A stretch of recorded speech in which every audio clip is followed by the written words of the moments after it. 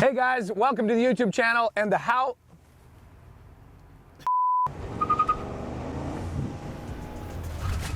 Hey guys, welcome to the YouTube channel. We're gonna talk about how I bought this Escalade with no money down from an amazing human being here in North Carolina. We're gonna give you guys the contracts. Why did the seller sell? What am I gonna do with it? And how can you go find a deal like this too?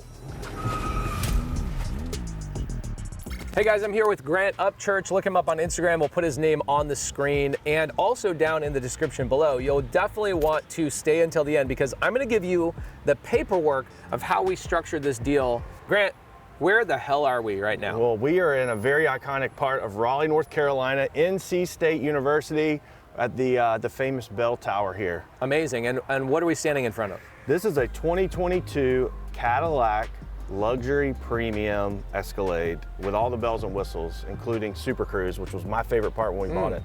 So hands-free driving makes it great for eating down the road. I could not figure out the Super Cruise. You'll have to show me how to do it today. Yeah. I felt like every time I took my hands off on our other Escalade, it's like it beeps at me and it's like put your hands back on the wheel. Yeah, if you take your eyes off for like 5 seconds, it'll start flashing. If you don't look at it within 5 seconds, it'll blare on the speaker. Take control of the vehicle and it'll scare everybody in the car. So yeah, that's what it is. Okay, so when did you buy this vehicle originally? We bought it Valentine's Day, February 14th last year. Bought it for my wife. Market was phenomenal back in 2021, 2022, and now we decided to sell it for different reasons that we'll go into. So what'd you pay for it originally?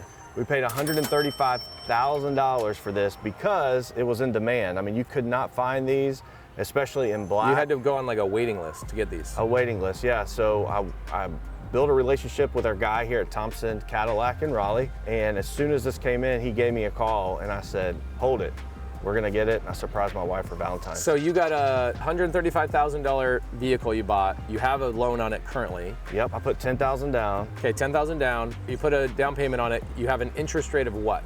5.99. 5.99, and what is the payment on this? The payment is a whopping $1,830. You didn't know that, right? I did not know what you're getting into. I knew it was somewhere around there. Yeah. Again, this is like the nicest vehicle on the road. Sure. Right? So the vehicle had, do you know how many miles it has? It had 7 when we bought it, and right now it's at about 41,000. Dang, you guys drove a lot in a year. A lot. Dang. That's my wife. She goes. Wow, for 41,000 miles, this thing's it looks brand new. Yeah. Well, I did that really for you, Pace. Thank you, man. I appreciate it. Appreciate it. Cleaned it up nice. So guys, what we're gonna do in this the rest of the video is we're gonna talk about why did Grant sell to me? What am I gonna do with the vehicle? We're gonna talk about the paperwork, the structure of how that all works, and then finally, we're gonna tell you guys how to find a deal just like this. All right, so guys, you might ask yourself a question, especially when you're on the channel and you're watching me buy houses subject to big apartment complexes on seller finance, or even the Kia that we bought creative finance, or the F-150 that we sold on seller finance.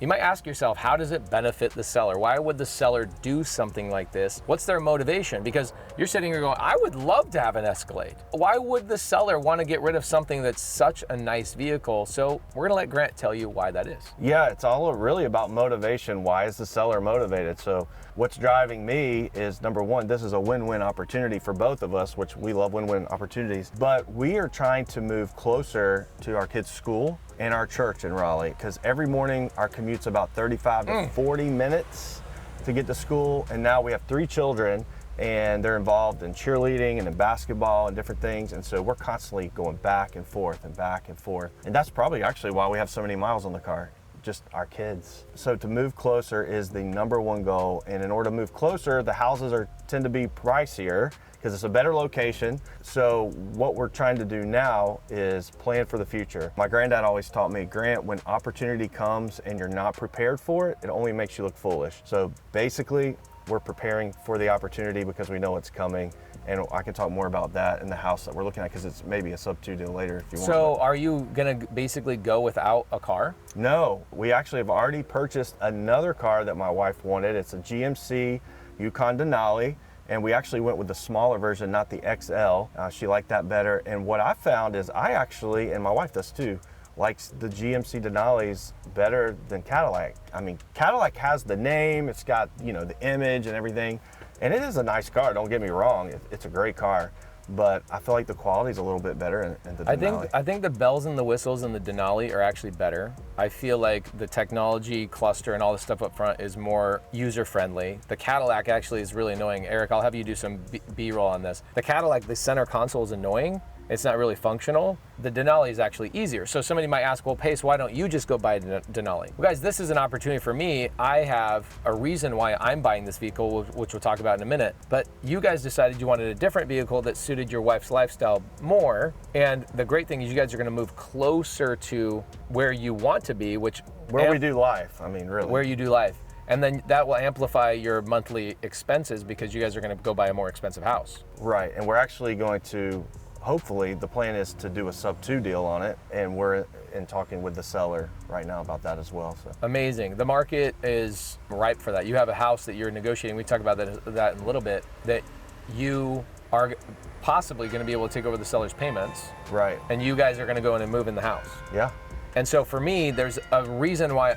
Look at that. The freaking tower is going off for you guys. Right. Can you hear the tower on the mic? That's freaking awesome. The motivation for you was, hey, my wife doesn't even love the vehicle itself. She likes the Denali, has better features. We like the quality. We spend a lot of time in our vehicle, obviously, so what we drive matters. Third is the payment and what you currently owe on this won't justify being able to go out and sell it on the market. Somebody's probably going to lowball you and you're going to have to write a check. That's another huge win. I mean, because I listed this thing on websites, on Facebook Marketplace for what I owe on it, and got no responses. Isn't it amazing what happened in the marketplace where it's like, we bought our Escalade a year and a half ago, roughly. I had to pay 30 grand over sticker. Yeah, same here. Right, and so I did it just to get my hands on one. Right. We really needed one. And then now it's like, you can't give them away.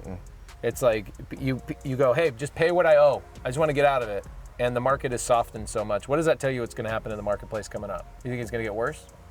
Probably. Yeah, I think so too. I think it's going to get worse. Unfortunately. So, why would I buy the Escalade? We'll talk about that in just a second. Why would I buy an Escalade like this? If the market is trending downward, Grant couldn't sell it on the market and just get what he owed, how does it benefit me as the buyer to come in and take over the payments from Grant? Well, the way it benefits me is that we have my lifestyle, actually. I have a lot of people that fly in from out of town. Jake flies in from out of town. We do events almost every other week. And I have people like Vina Jetty, Jerry Norton, other high-profile buddies of mine that have big families. And they'll call me and they go, hey, I know we're gonna stay in your guest house. Can we borrow your Escalade? My wife has an Escalade already.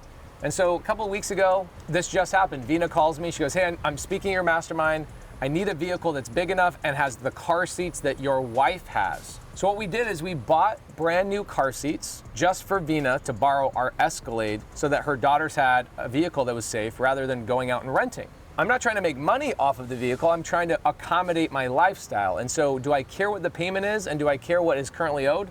No, because the value of something is not the purchase price, the value is what you can do with it. And so if I'm deepening my relationship with Vina Jetty or Jerry Norton or other people that are coming in from out of town and saying, hey, take the keys to the Escalade, there's some extra car seats, do what you may with it, it benefits my lifestyle at a very, very high level. And the fact that I can get in here, save him from writing a check to get rid of it, I can avoid writing a check to buy it and just take over the payments as is, it's a major benefit to me. You could do Turo with this, right? Yeah, but it's called if come, right? I mean, like if it comes in, if you're out there and oh, I've never heard that before. If come. If I can actually make the income. If it sells, yeah. You've rented this out on Turo, right? Yep, just for 1 month, I did pretty good, about $1,600 in the first month. But while that's good, you never know how they're going to bring the car back. If they're going to smoke in the car, I know they're not allowed, but I've had it happen before. You rented out a Denali, I think. Yes. And the first renter smoked weed in it. Weed in it, yeah. Could not get the smell out. So I said I was done after that, but I thought I'd try it.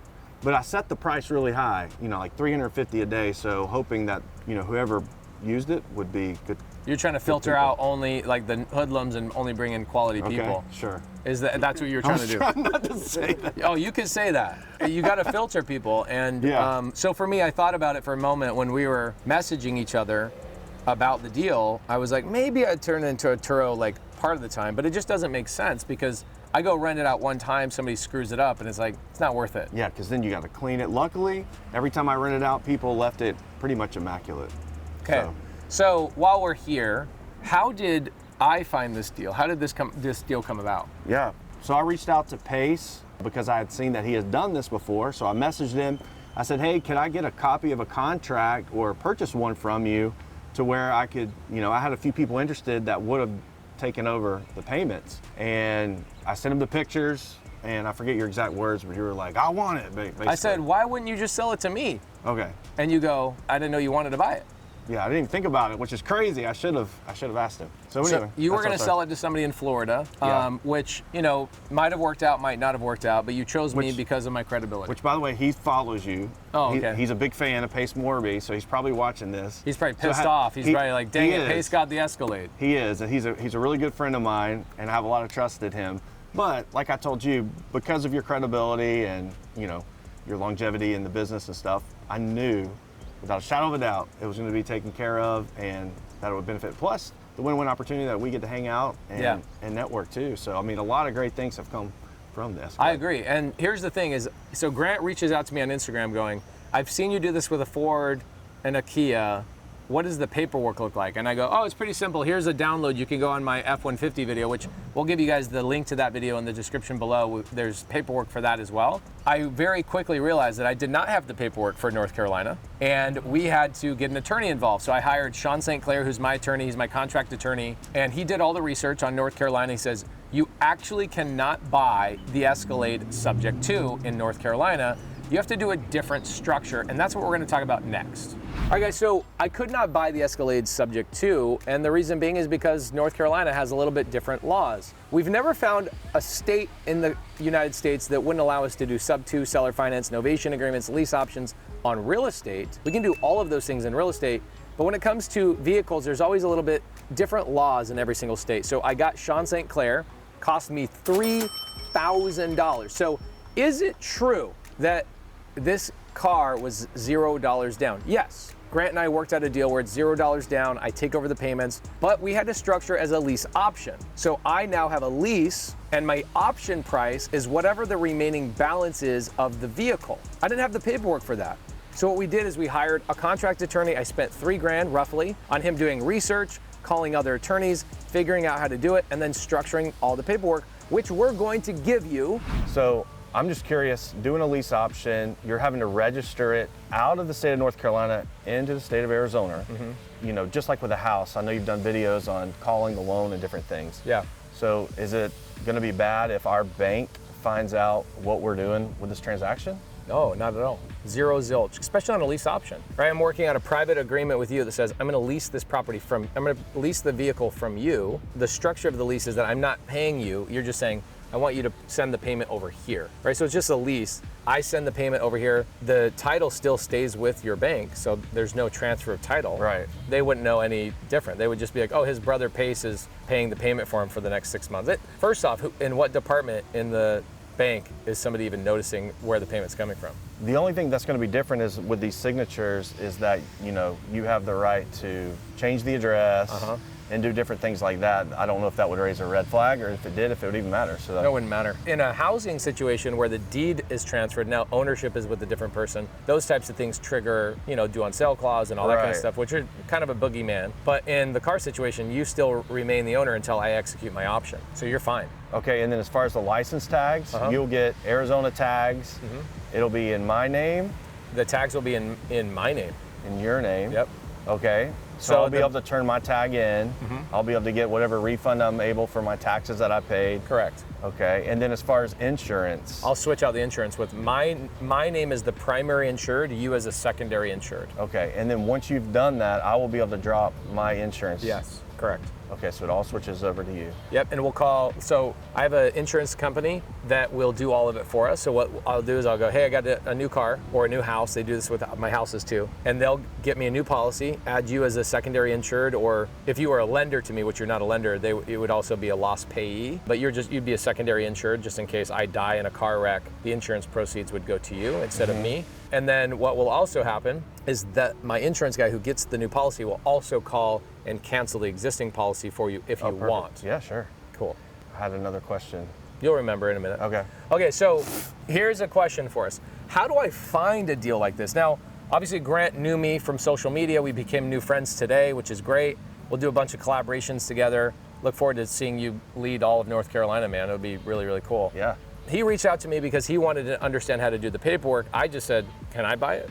That was how I found the deal. And somebody watching this is gonna be like, that's cheating. You're cheating. You're Pace Morby. You have influence and people know you do this stuff. So obviously, people come to you. Well, first and foremost, why don't you do the same damn thing? Why don't you have an Instagram? Why don't you have a YouTube channel? Why don't you talk about stuff so that people bring you more opportunities? That's step number one. Do that. It's gonna take you a little bit of time, but make sure you do that.